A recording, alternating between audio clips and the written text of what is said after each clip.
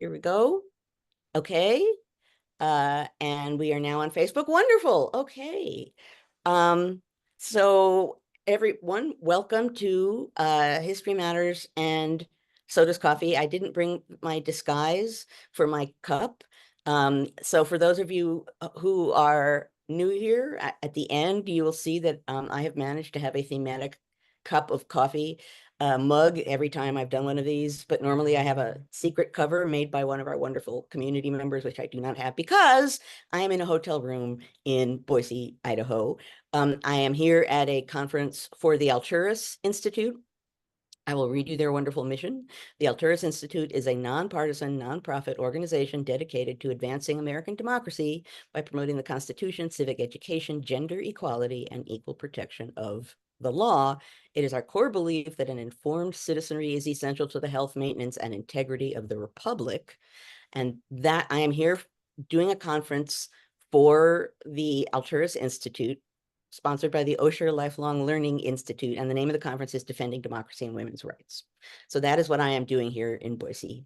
And there are some folks. So I spoke to a big group of people with a bunch of other people yesterday and the day before, and I told a bunch of them to come and see, partly because, as I say at the end of every episode, you can do this too, right? You can have a Zoom conversation. You can replicate what we're doing here. It's a way to get people engaged and talking. I'm going to come back, of course, to the end, as I always do. But at any rate, thank you, Annie.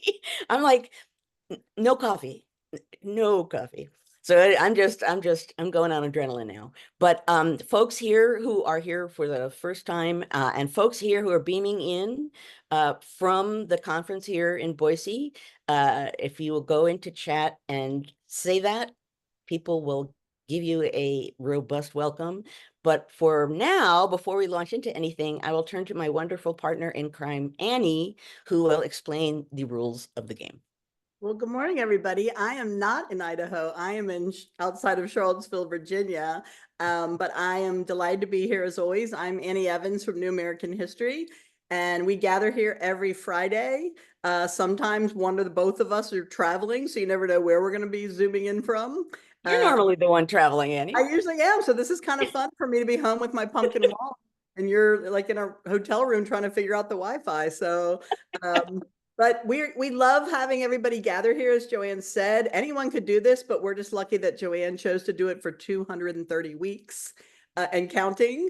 And so here's how this works. We've already got a really fun discussion going in the chat, and Joanne's going to talk about this week's topic, which was what happened this week in Chicago and the whole topic of conventions. And while she does that, I know you're going to think, oh, wow, I wonder what da da da da da. So you're going to put that in the Q&A. You're going to put your fabulous questions in the Q&A. I'll be back in 30 minutes and we'll have a discussion.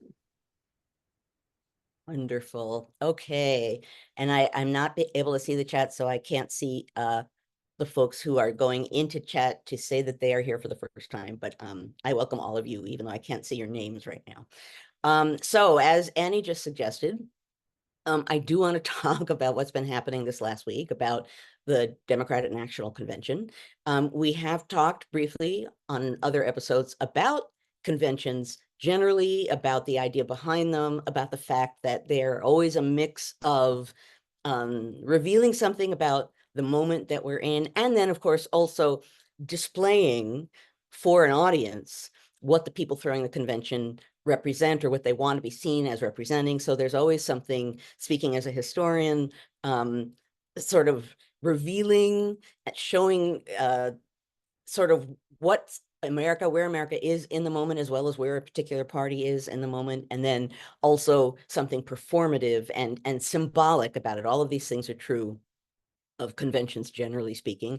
I know I've spoken before about a really, really early, not national convention, because these are obviously, this sort of thing is a really technology, etc., 20th century phenomenon, but I have spoken before about an early convention that I studied, I believe in 1802, which shows you what I'm getting at here about what conventions are supposed to do.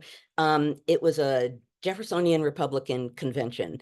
Convention meaning it was a big public meeting, they decided that it would be a good thing if they had some kind of a public display, including, it was in New York, New Yorkers, and that they could vote on a ticket, not president, but more local offices, but still that they were going to talk about, the Jeffersonian Republicans. They were going to say, here's the slate of people we want to put into office. It was going to be a big symbolic thing organized in advance by a small group of elite men, white men who were Jeffersonian Republicans. And what they did, which is gets at what I've just said here, they had this convention, they had all of these people, they had a vote. They asked people, okay, like, who do you want? And they had people vote in a variety of different ways, and they collected people's votes, and the organizers left the room, and they came back in and announced who the slate of candidates was going to be. That slate had been decided before the convention.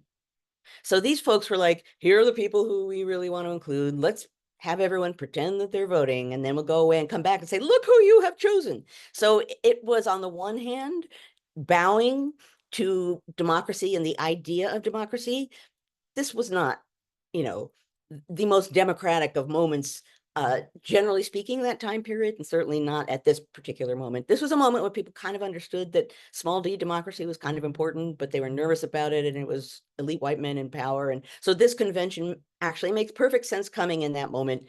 It was fake, but it was important symbolically, thematically, performatively. So that's just quick background for the fact that you need to think about conventions in all of those kinds of ways.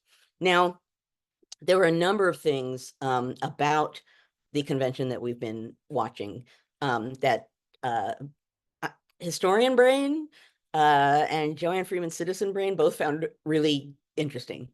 Um, there were sort of strategic things, I guess, that the organizers, Democratic capital D organizers, had in mind. I'm going to mention some of them in my comments here as to what they clearly wanted to do. And as to some of the major themes, I think, that they wanted to hit, or that certainly came across to me. We can talk more about this when we have questions and when we begin really the conversation part here of History Matters. But I want to just mention a couple of broader thematic things that can launch us in that discussion. So number one, it was really apparent watching this convention that the Democrats were reclaiming things that I think in one way or another they felt that Republicans had taken from them, or that they hadn't been claiming loudly enough or aggressively enough. And by that I mean, for example, think about the degree to which family was talked about, mentioned almost by every single speaker, right? Family was a major, major theme. And some of that emphasizing it was deliberate, and some of it was not deliberate but powerful. And by that I mean Gus Walls's moment when his father stood up to accept the vice presidential nomination, and it just, it took my heart. His son, Tim Walls' son, Gus, who was so proud of his father up there. And even his father, I think it was at that moment that his father said, I love my family more than anything else. And Gus stood up and said, that's my dad. That's my dad. And you could see some of the coverage of it. You can see him turning to people in the audience and saying, that's my dad. Okay, and clearly not a scripted moment. What was wonderful about that moment was that was just family in full display, right? That was just a family that was so proud of what they were seeing, the son, the daughter, Gwen Walsh. They were so proud of the father and the family, and it just was bursting out of them at the convention. That was, in a way, the strongest tribute to family you could possibly have. But that was clearly also a deliberate theme of the convention overall. For example, at one point, one of the speakers said, quote, you have to decide who you trust with your family's future. I know who I trust with my family's future. That was a big theme. That's a direct statement of it, but clearly. So the Democrats were saying, no, no, no, you can say all kinds of nasty things about us. You could call us baby killers. But the fact of the matter is, we're about family, and here we are standing in front of you being about family. Obviously, also, the Democrats wanted to claim and reclaim the idea that they're patriots. right? And that's been another big thing, is that the Republicans have been very much about the flag and about being the true patriots. Democrats, and I'm going to come back to this point in a moment, have been playing kind of a defensive game as a party for a while. And what we saw here was a new mode of Democratic Party action, political action, a new kind of ethos, a new way of presenting themselves. And this idea of saying, "Oh, we're patriots," I think Adam Kinzinger said yesterday that, speaking to fellow Republicans, that these folks are just as patriotic as you folks. Again, another theme: the Democrats saying, "Yeah, we're in that mix. Like, you can't say that we're not in that mix."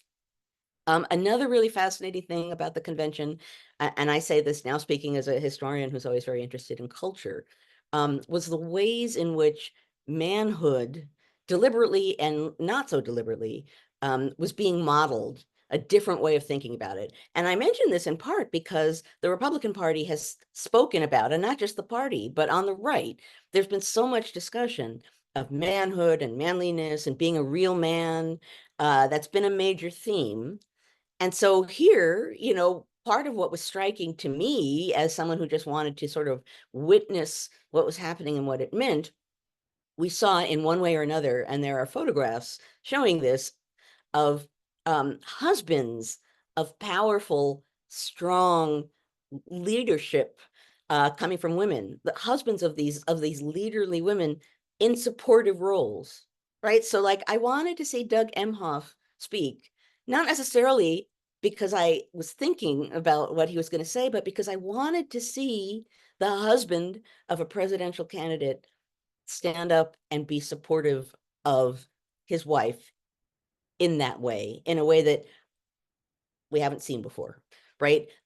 You could see that again. Tim Walz was there supporting a presidential candidate. He's the vice presidential candidate. So, and he seems to be so in the moment and to be so enjoying it. And he seems to have such true respect for and appreciation for Kamala Harris, that again, the support and the respect, it's very apparent, not in a forced looking kind of a way. And Barack Obama, too, he jokingly said when he stood up to speak, something along the lines of, I'm the person who's stupid enough to stand up and speak after Michelle speaks. She gave an amazing, amazing speech. But there's a photograph, and in many ways, there are sort of photographs that are clearly not posed, that are showing some of what I'm talking about here. There's a photograph of him just admiringly watching Michelle Obama speak with just such a look of support and love on his face. So the idea that there were these husbands very emotionally supporting their wives and supporting them behind them in a way, that was a strong statement. Again, partly maybe a little bit intentional, but really a lot of it unintentional. So what we were watching, after so much discussion about manhood in so many ways, and I believe we've had an episode on manhood in the past, we were watching a very different statement about manhood being made. We also were watching very different statements about women being made. Just think about, I think the first night, and that was the only night, unfortunately, I got to see the entire thing because I was packing and getting ready to come to Idaho, and I've otherwise been occupied. So I've come running back to my hotel room to be able to see the convention. I've seen huge chunks of it, but not all of it. But on that first night, there was a certain point in which I paused and I thought to myself, all the speakers have been women so far. Like, they've all been women, white women, black women, all women. And what I loved about that is I didn't see it happening and think immediately, shockingly, it's all women. It was like it was well on the way. And I suddenly thought, hey, look at that.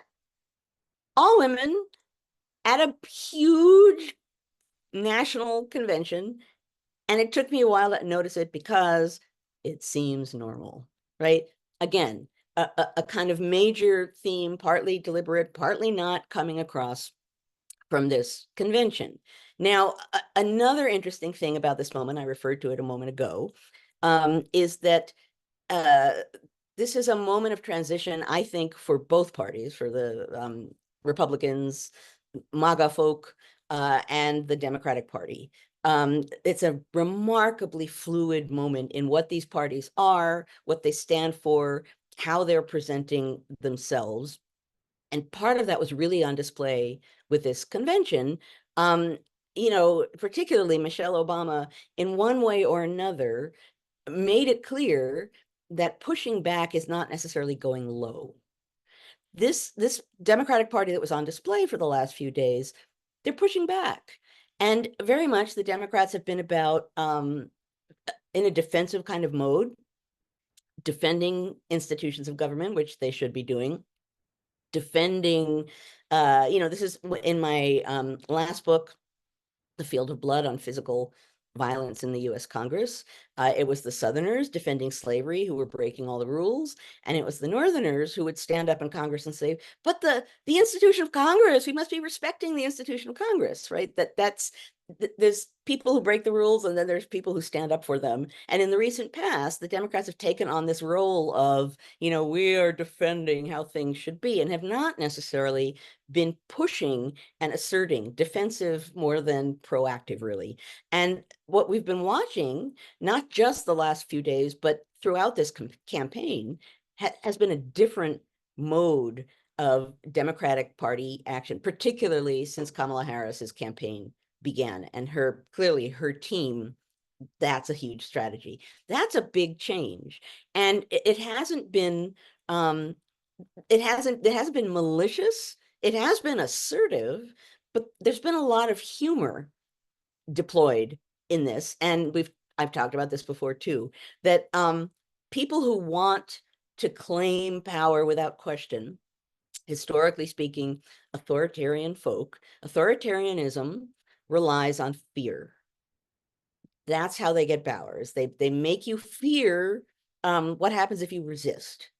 Humor is one of the most powerful ways in which you can fight against authoritarianism. And I've spoken before about the fact that there is actually a mode of resistance called laughtivism that was used in Serbia. There's a TED Talk on it. So if you go to Google and Google laughtivism, which really is laughtivism, that's how it's spelled, but you can see this kind of discussion about how humor, using humor in a not disrespectful necessarily way, but with a light touch, really leaves authoritarian types floundering. And in the antebellum Congress before the war, there were abolitionists, particularly, who knew they were taking their lives in their hands in many ways when they stood up in Congress and attacked slavery. Some of them really effectively used humor, so that there would be someone running at them with a weapon. And like Joshua Giddings of Ohio is a big guy in the House, ardent abolitionist, and he managed to say things that he knew would enrage Southerners. And he knew that one of them would come running at him in some way or another, trying to threaten him physically in some way. And Giddings effectively would look up to the press and the galleries and say, ladies and gentlemen, I give you the barbaric South. Right. And he used that kind of humor, right? The press saw it, the press sort of beamed that out. Really effective way of getting at the South. And then very often the Southerner who was like, oh, you have that sort of joke pulled on you, and you could see them, virtually see them like deflate. Like, oh, that didn't work the way I thought it was going to work. So we're watching a different mode, a different style or ethos of politicking on the part of the Democratic Party at this fluid political moment. We also are watching and saw this week generational change. All kinds of younger people standing up there and representing the party.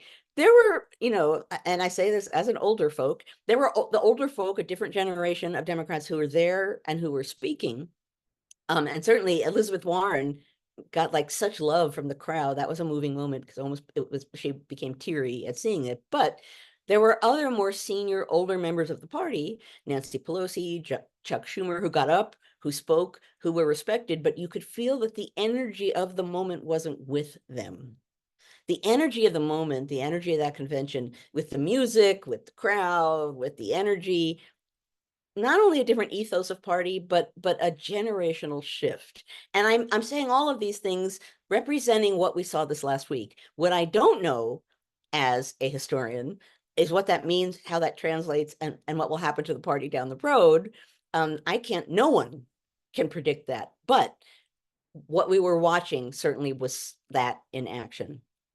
Another thing that I found fascinating about watching at this, and this is not going to surprise anyone who's been here week after week, is technology. This whole campaign, technology, and this whole campaign to me has been fascinating. Um, you know, we've talked about the press before. We've talked about the ways in which the press appears to be, and I somewhere on some post in some form of social media, I used the phrase "woe poking," like poking at things to get people upset about something. Oh no, it's a woe. We must announce this as the press. The press, some aspects of the mainstream media, not every outlet, but some, have been so assertive in promoting a certain message, so strong and so apparent in doing that, that they've sort of displaced themselves as being at the center of a political campaign, a presidential election. That's, if you think about that, that's stunning, right? And the Harris campaign has been part of that. They're not kowtowing to mainstream media. They've been having all kinds of other people, influencers and others. Harris has been walking over to reporters and offering herself for questions in an informal kind of a way. And often what we see is people saying, what do you think about what Trump just said or what Trump just did, which is not really useful use of a moment with a major presidential candidate. So the mainstream media, in some ways, displaced itself. We've been watching that throughout this campaign. The Harris campaign has been taking part in that moment and saying, you know what, we can communicate with the public in a different way. All of the Zoom conversations, when Harris, her campaign truly began, she became the you know, supposed candidate before she became the actual candidate and took the nomination. There were all of these Zoom conversations. I was there for several of them. Just I wanted to see what they were, what they meant, what was happening. That was Harris just connecting with the public. I don't need the press. We don't need the press. Hey, you guys want to talk about this? You want to hear what we're about? Her campaign said, okay, here you go. Along the lines of what I say every week, that Zoom, you can organize and create and bring people together in a way that we didn't know we could do before the pandemic. So what we've been seeing in this campaign and what we saw throughout the coverage of the convention was the ways in which the conventional mainstream media, many parts of it, have displaced themselves, the ways in which this campaign and a major, the candidate and a major party is having a big eventful campaign, and they're doing it kind of walking around the outside of the mainstream media, which is clearly, there are a lot of people who are really angry, uh, who are part of that mainstream media at being displaced. That's striking, interesting, weird, and I think eventful. As I just said a moment ago, I don't know what that means, but I have said this. I said this in my book. I say it all the time. I've actually said this here to folks in Boise at some point in the last 2 days, that democracy is a kind of a conversation between the American people and the people who we give power to. And the people who we give power to, right? That they're supposed to be in one way or another speaking with us, and we're supposed to be speaking back. Democracy is a kind of conversation. Any technology that shapes that conversation fundamentally shapes democracy. And that's what we're watching right now. There are shifts in technology. Zoom is one, using the media or not using mainstream media in different kinds of ways. Technology is having a very different role in the moment that we're seeing here. And the ways in which that does or doesn't shape the working, the functioning of democracy, that's something to watch for. That's something to look out for. But again, as ever, I find that really fascinating. Um, I have to say, since the National Council for History Education is supporting our being able to be here, that having a teacher as the vice presidential candidate, I think is profoundly meaningful. I say that as a teacher. Wall said when he was speaking, never underestimate a public school teacher.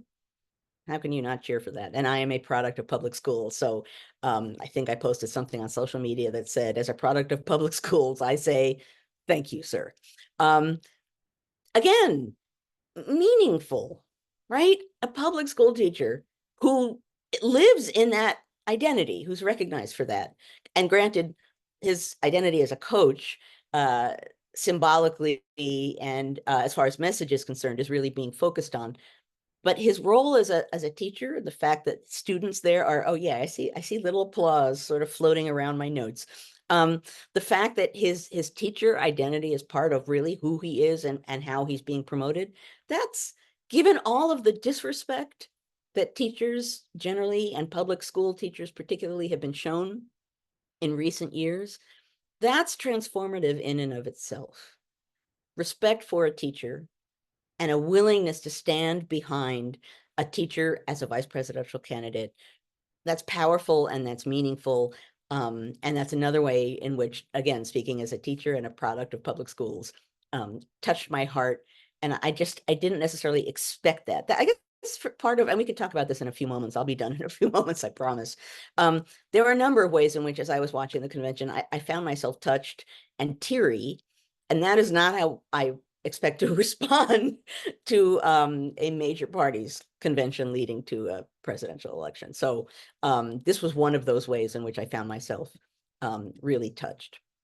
Okay, I'm going to conclude with a few remarks here, and then we can open up to questions. Obviously, so for the folks who are new, I talk about contingency. I think I didn't mention it in my comments over the last 2 days. And I think at a certain point yesterday, I thought, I have not mentioned contingency. I have failed as a historian. But I talk about contingency so much here on History Matters that it's like a buzzword. If I don't say it, it's like a strange thing. History is always happening. Sometimes it happens loudly, sometimes it happens quickly, sometimes it has extra importance. We don't necessarily know what's going to happen. Life is contingent, right? History is happening, history is contingent. We're looking forward in time, not back, as we're living through life and living through history. But as far as history happening loudly and quickly and with extra importance, now is one of those times. It is not an exaggeration to say that we are deciding in this election on the future of democracy in the United States of America. And I realize it's easy to claim that I'm exaggerating when I say that. It's easy to say that I'm fear-mongering, and I am not fear-mongering, and I do not think that I'm exaggerating. I think we very clearly are being presented with a choice.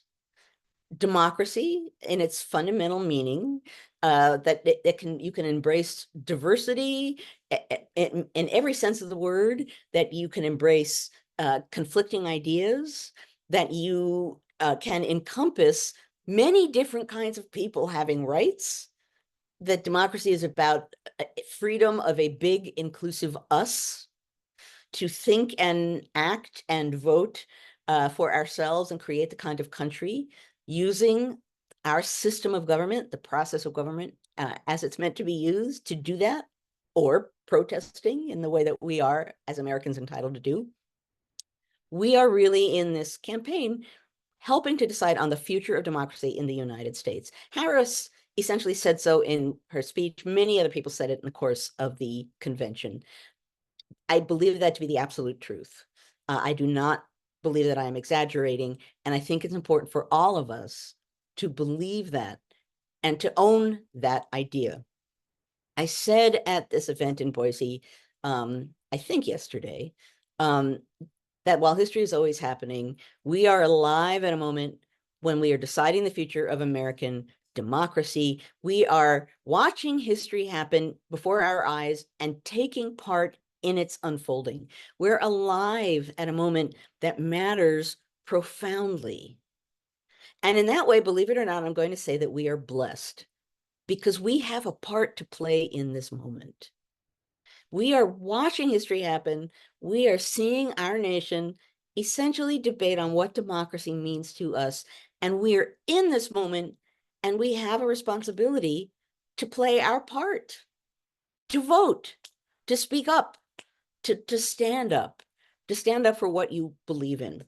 so that you can say to people years from now, your grandchildren, whoever, that you stood up for what you believed in when it really mattered, because it matters now. It does. That convention obviously was very organized and staged. It was a major production.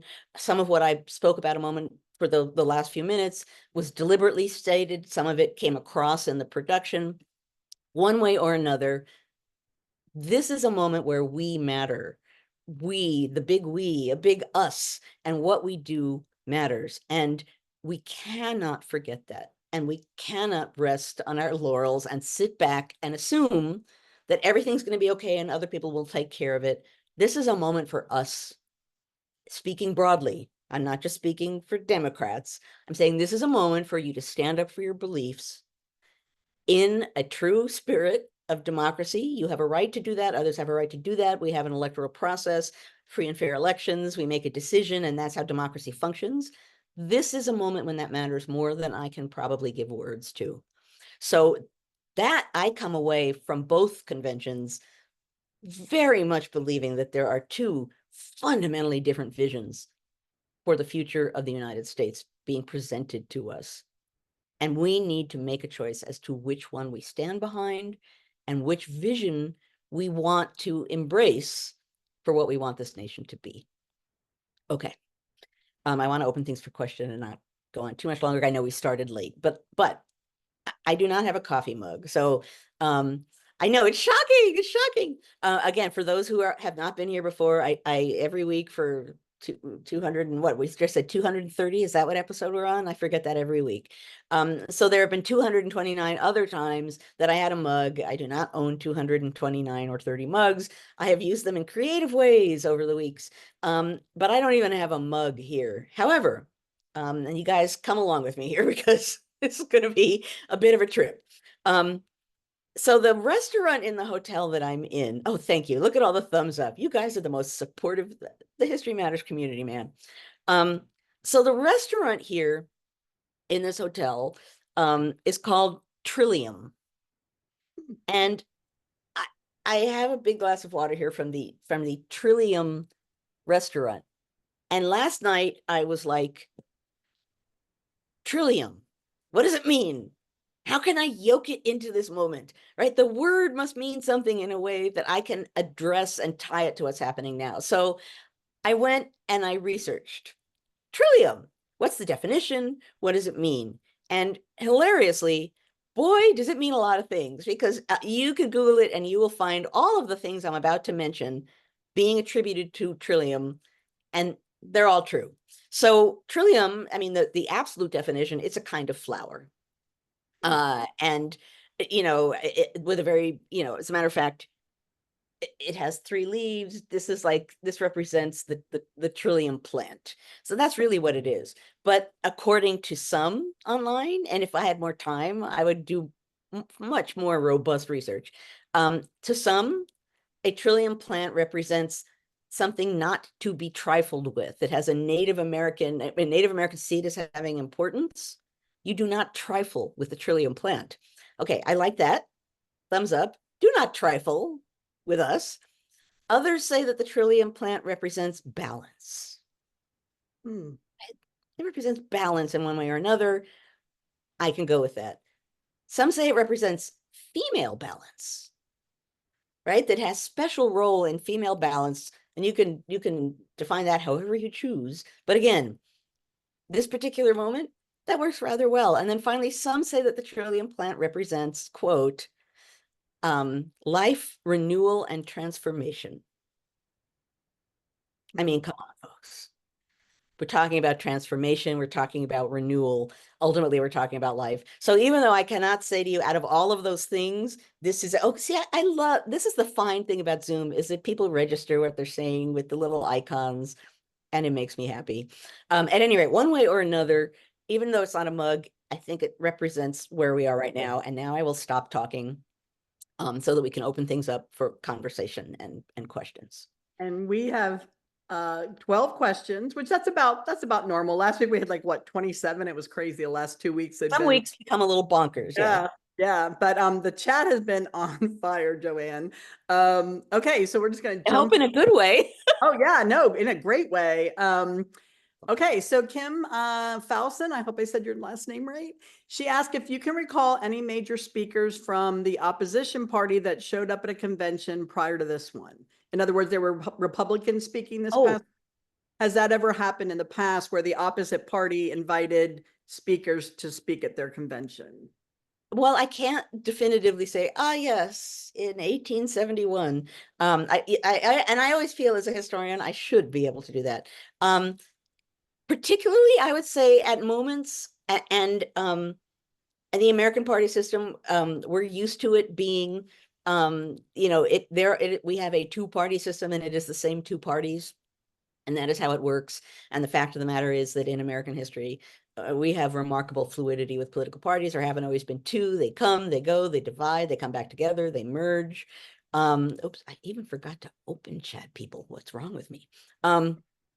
That there have been moments, certainly, when parties are coming and going or forming or dividing, where there hasn't been unity, so that everyone stands up and says, I am a member of the boop party, that there's always interest in pulling people in from other parties. So while I can't put my finger on like a definitive moment, I will say that things like this have happened before.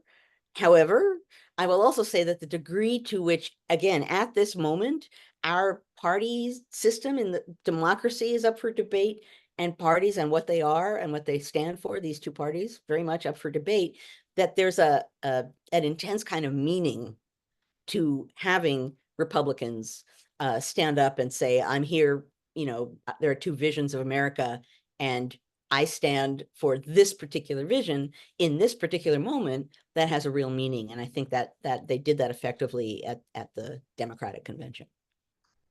Yeah.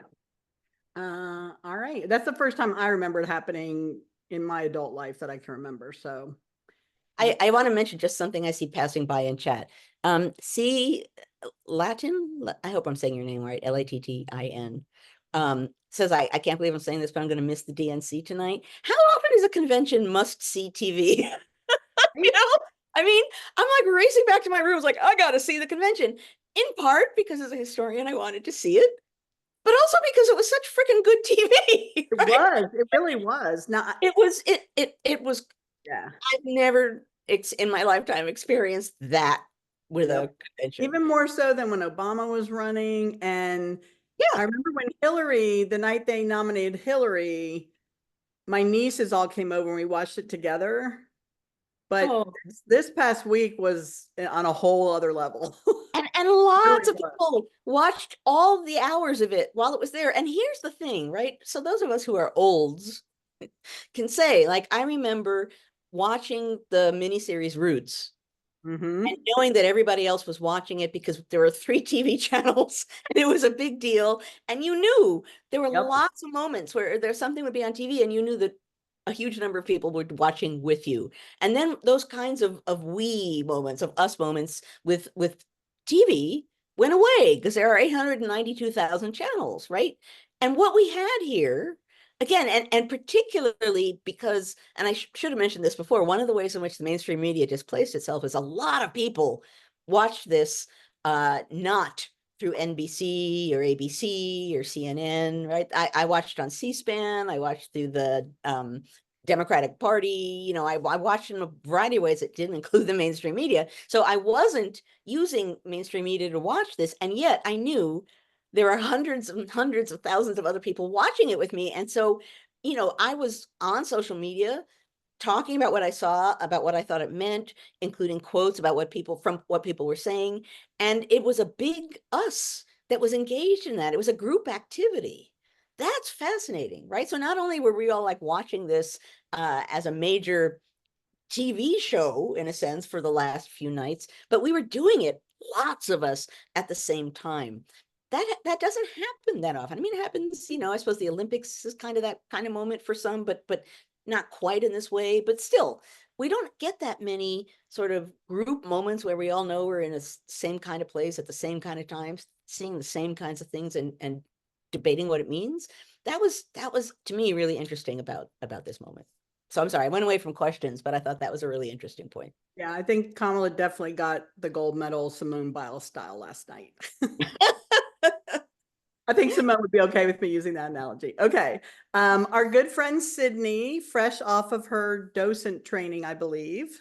Oh, Sydney is our undergrad buddy who tunes in every Friday. If those of you from Idaho who are new, Sydney asked, what does the Democratic National Convention say about Democrats now? How does it compare to the Republican convention? well, I think so. So that's a wonderful question. And I think in part, what's wonderful about it is you can decide that by Mm, now going back and watching. Like go back and beam in and out and watch different parts of those conventions. You don't need me to answer that question in a sense, we do because need, we do need me. Well, but my point is right, right. I know. conventions are supposed, I know, the conventions are supposed to be, their point is to make a message about what the party stands for. Right. And sometimes they do that deliberately, and sometimes that comes across in ways they didn't intend. But you should be watching these conventions and drawing conclusions about what that party is telling you they stand for. Very, very different visions of the nation. Again, you don't need me to say that. But one side was holding up signs that said mass deportation now. So it's pretty bold. It's pretty strong. They're neither side is being shy about what they stand for and why they stand for it, and what it represents and what they think is important or not important. In a way, that's one of the more useful things about this time of these two different conventions, is that you now have in front of you two visions of what America can be. And that was their job. That's what the convention is for. And those are very different visions. You don't need to be listening to the rhetoric of the speakers at either convention to get that message.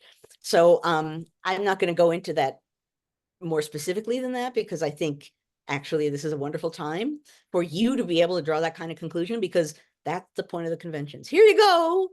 Here's who we are. Here's what we represent. Vote for us.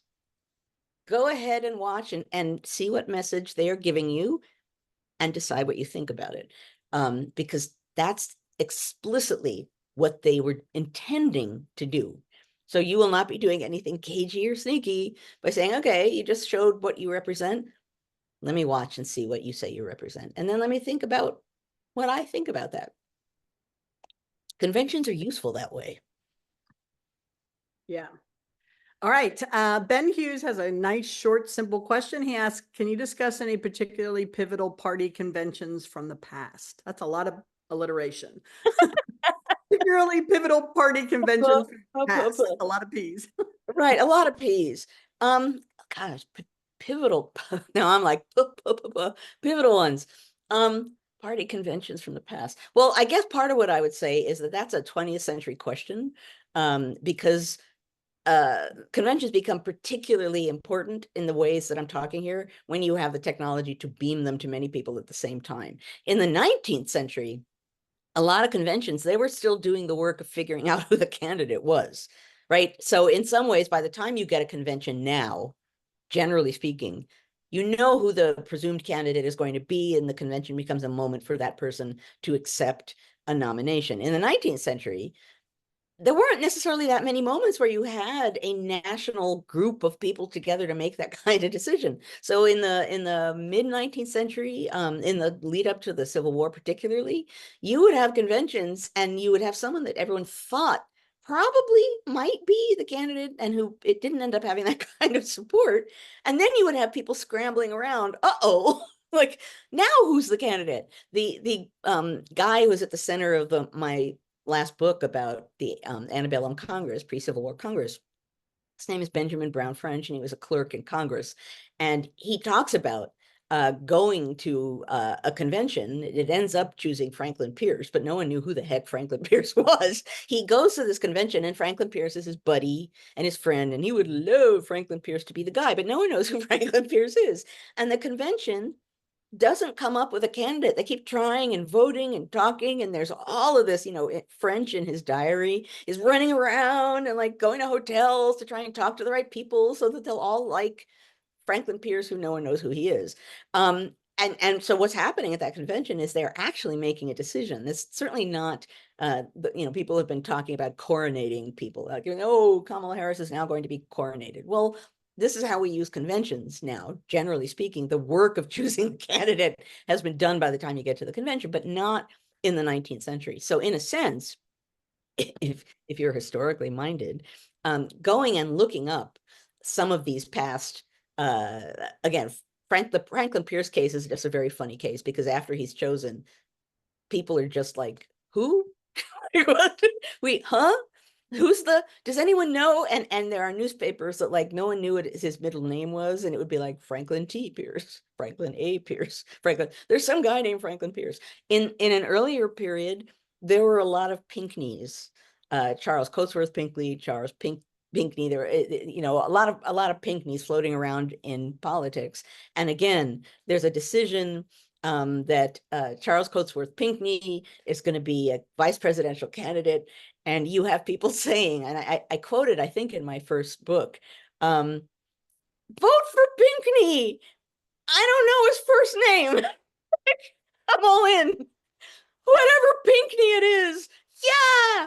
So conventions served a different purpose than they do now. So I can't put my finger on one, but I would say that those two, the really early one, in which I believe it's either 1796 or 1800, when they're like, vote for some guy named Pinckney, whoever he is, and the Franklin Pierce election, you can see very clearly these conventions being used in an unfamiliar kind of a way that goes along with that question.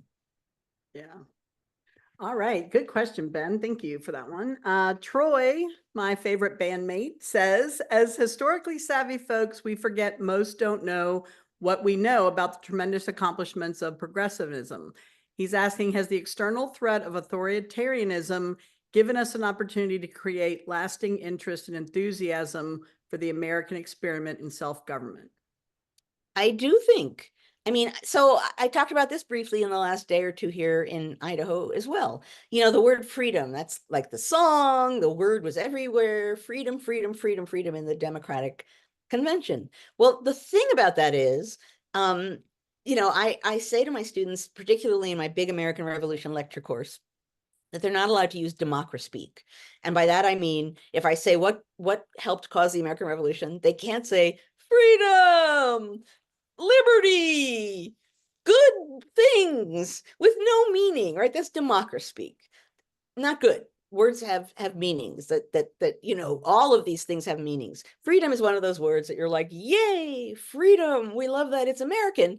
But particularly as women, we've been watching freedoms be stripped away, not just women, but in the recent past, what this election is partly talking about is, in a whole variety of different ways, freedom to make choices, women making choices about their bodies, people making choices about who they love. There are so many ways in which freedom to make choices is under debate now. And because of that, that does mean that words like that have an intense, powerful, new kind of meaning. And again, I think that's part of what we're seeing now. I think that people understand what freedom means in a different way, might not have even realized that until they watched and heard these speakers say in one way or another, freedom, having freedom to make different kinds of choices, that's under debate. If you haven't thought that way before, that hasn't been a sort of real and present danger. So we're watching ideas like that get redefined. I have to pause for a moment only because what I see, again, there are folks who are here for the first time. And what I see in chat is, is Emma the tour guide here? No, I don't think so. Like, Rabbi Beth, have we seen Rabbi Beth? Hey, Sydney, you gotta go. What I see in chat is like this community just, I know, it really is a community talking to each other. I said at the conference I got here, I was like, you guys don't know. Like, we know each other. I'm like, Francesca's watching from London, like we know each other to an extreme degree. And which does not mean that other people cannot be part of a big, broad, not always agreeing us. So folks who are here beaming in for the first time, you're now part of us if you want to be. All you got to do is beam in and watch. There you go. There's Francesca. So anyway, I just love the community being a community there in the chat. So yeah, okay, I'll stop talking now. Okay, do we have it's 11. Do we have time for a couple more? I was like, no, it's not, it's 9. Yeah, let's do a couple more. Our laftivism discussion a couple weeks ago, I think, prompted a couple of these questions. So our good friend Dave asked, what were 2 or 3 of the funniest moments from the convention using humor, and what was most likely in what was they most like when dealing with the North and the South in Field of Blood? He wanted to know if there were any, comparisons there. Well, okay, so funny moments. That's a really good question. I'm going to need help on this one. Um, so no, it's not 8 a.m., it's 9 a.m., Miriam, I can tell you. I think, yes, 9. Anyway, do folks have memories of funny moments from this convention? Particular ones? I have Um, to. As a teacher, I thought they were genius. okay, Annie, give them. I Give them. think Kenan Thompson, when he broke down Project 2025 and he had the little vignettes with people zooming in live behind him, this lady was like, "Oh, I played this role in my local government." He's like, "Well, there's a page in that for you." And he would flip to this giant, he had a giant book. That, and then I think Kerry Washington having these adorable little toddlers come up on stage and teach people how to pronounce Kamala's name. That was good too. They were brilliant. And I was just like, wow. That, yeah, no, that, and well, and the fact that Of there was those. humor like that. I will say that Obama doing that sight gag that he did, which is kind of shocking, but he did make a joke. He talked about um, former President Trump's obsession with crowd size. And yes, I can see all the little laughing emoji coming up. He said, he's very concerned with his crowd size. And that I laughed and gasped at the same time. But so yeah, that was another kind of a laughter moment. But someone, yeah, so someone please link to that site gag. Cece says, is there a link that anyone has that? That's all over the place, that one. But yeah, there were moments that were deliberately meant to be funny or to be sweet and in a lighthearted kind of a way that ended up being funny, in part because it's not what you expect to see when you're looking at a big political convention. But yeah, no, I think there were a lot of moments like that. And that's powerful, because it's not heavy-handed, because it's just, well, because number one, it's not heavy-handed, and it's sort of like, ha, we can join in on the joke. And that's the power of it, right? Because if you're laughing at the joke, you've just linked yourself in with the people making the joke.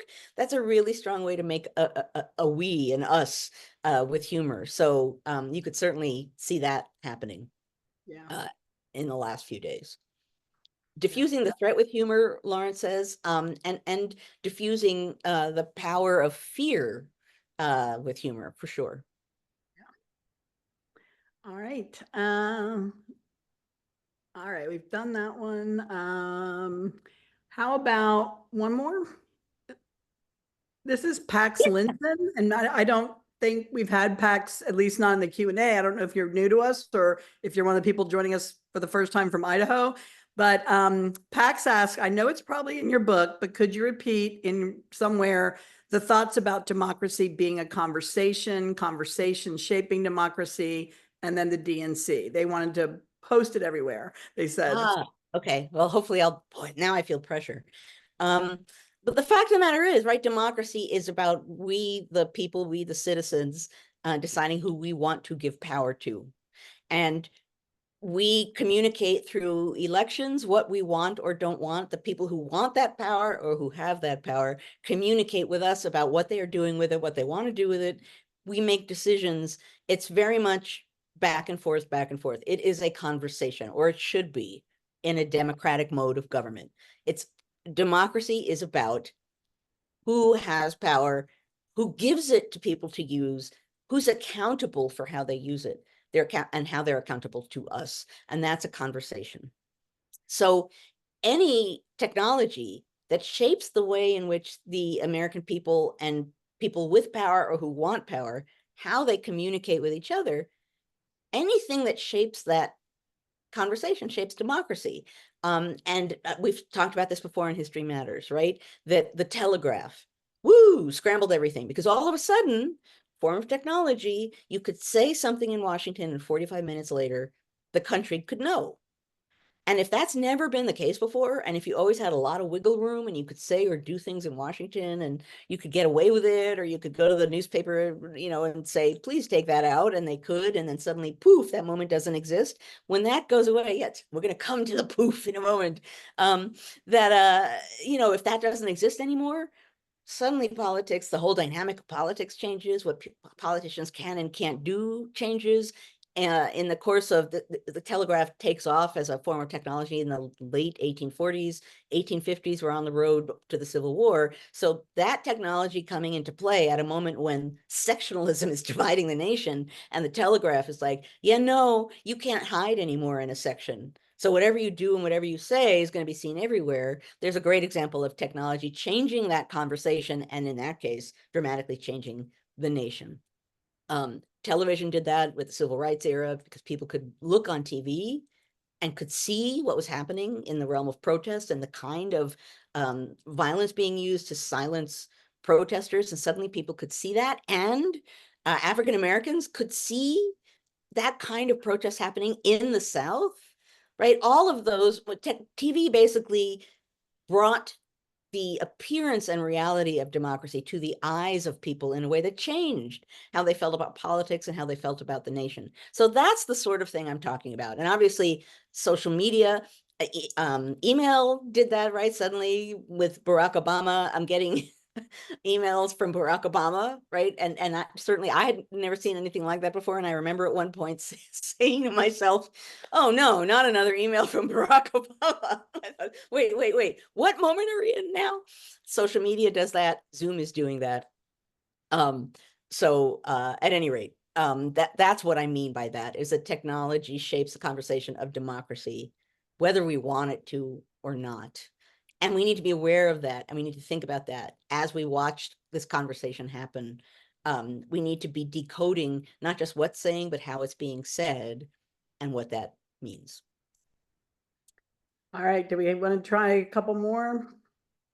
Let's do one more, because we are going to go very shortly soon, folks, to the after party. Just so that those of you who are new here, so I want us to have some after party time. But let's try one more question. Okay. Our good friend Gloria asks, she said she loved Michelle Obama's speech, but she thought it was somewhat a compilation of key words like hope and freedom. And she's asking if you think, was it not the essence of demagoguery, as Biden and the Democrats have been in power for 3.5 years and people had lost hope?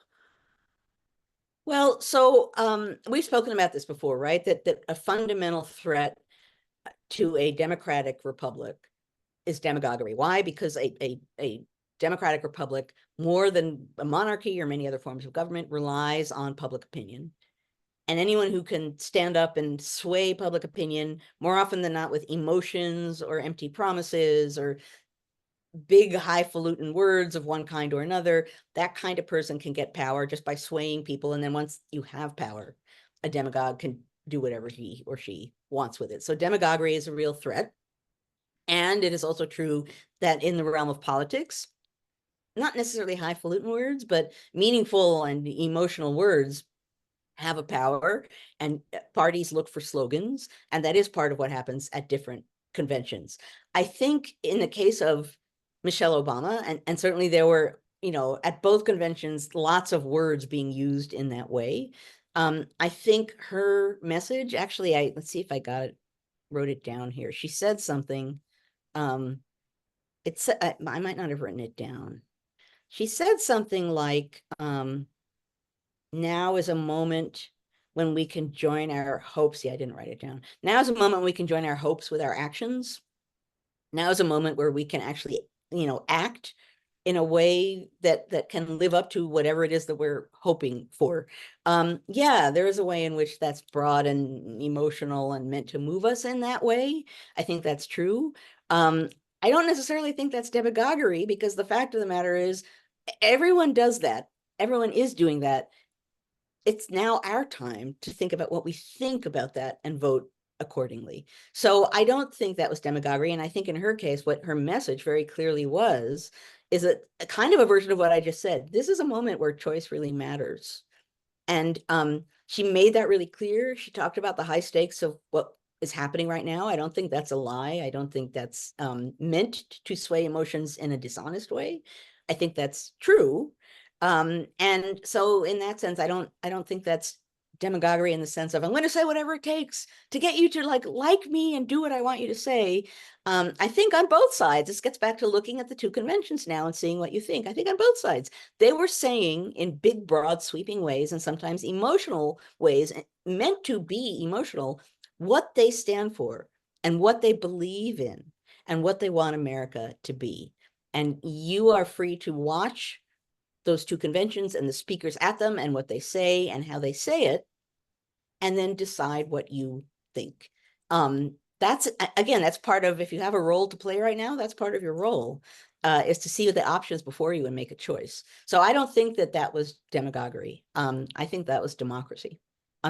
Both sides stand up, say what you stand for, and have the people judge. That's democracy. Gloria, I thought Gloria says that Michelle was a better speaker than anybody at the Republican convention. She would have voted for her. I think a lot of us would have voted for her, Gloria. that was amazing. I Yeah, mean, it was she the was highlight of the week. just on fire. So yeah, I think of the people who spoke at the convention, that just stands out above and beyond. Okay, let me talk about let me move my notes out of the way again. The after party and what's going to happen now. Okay, so what's funny about this, and you, I think, Andy, last week reminded me of where the after party comes from. So normally what happens is I talk for a half hour, people ask questions for a half hour, and then we go to the after party. What that means is that we are no longer recording what's going on so that we can be even freer and easier. Thank you very much. Yeah, there's no way. Someone said somewhere on social media, like, you talk too much with your hands. It was like, yeah, you try and stop me because I can't stop me. We are teachers. We use our hands. Right. That's right. But at any rate, the after party, we no longer record what's going on. We can just do whatever the heck we want, talk about whatever we want. So I know Poof is very late. I apologize. We started late. If you are beamed in here through the NCHE website, stay right where you are, and Poof, you will be in the after party. If you are watching us on Facebook, you need to leave Facebook and go to ncheteach.org/conversations. ncheteach.org/conversations. And then you too, Poof, will be in the after party and we can talk about whatever we want to talk about. I do want to say before we go Poof, I want to, first of all, thank you guys, everybody who is here right now, for engaging in the conversation of democracy. Democracy is a conversation. And if you are meeting as a group and you're asking questions and you're talking to each other and you're not necessarily agreeing and you're willing to do that together, particularly at this moment, particularly with a really important presidential election waiting in the wings, very nearby, this kind of conversation is important. And as I said at this convention that I'm at yesterday, anyone can do this. You can call your friends and neighbors, and you don't even necessarily have to agree, but you could just say, look, why don't we all come together, all 10 of us, 15 of us, 20 of us, and go on Zoom and have a conversation and talk. Anyone can do this. Anyone can do this. And if you're talking and engaging with people about politics, you are engaging in democracy. It is that easy to just get together and talk and debate and listen and draw your own conclusions. That's what democracy is about. So that's part of why I asked folks here in Idaho to beam in and watch, just because this is not hard to do. Anyone could do it. And we don't think about it because before the pandemic, we didn't even know that we could do this. So at any rate, that I want to thank everyone here for taking part in that conversation. I want to thank my partner in crime, Annie, and the National Council for History Education, and Claire, and Jessica, and John, for making this possible and allowing us to get here and talk in this way every week for the many, many, many weeks that we've been doing this. I will see you guys next week. And as I say every week, I have no idea what we're going to be talking about next week, but there will be things to say. So I will say until next week, I guess. I will wave goodbye to those of you who want to be leaving, but if please do stay for the after party because I really don't know what we're going to talk about. Who the heck knows? You can suggest something to talk about, but A couple thank of you things all for. that, yeah, I moved a couple of questions over to after party category. So Okay, okay. That there are some questions that should only be asked. Some things are best remain in the after party. So I'll go along with that. But those of you who have come and need to leave, thank you for being here. Those of you who are here from Idaho, whether you're staying or leaving, thank you for coming and seeing what this is about. And now I will shut up and we can go to the after party. I gotta wait for Claire to turn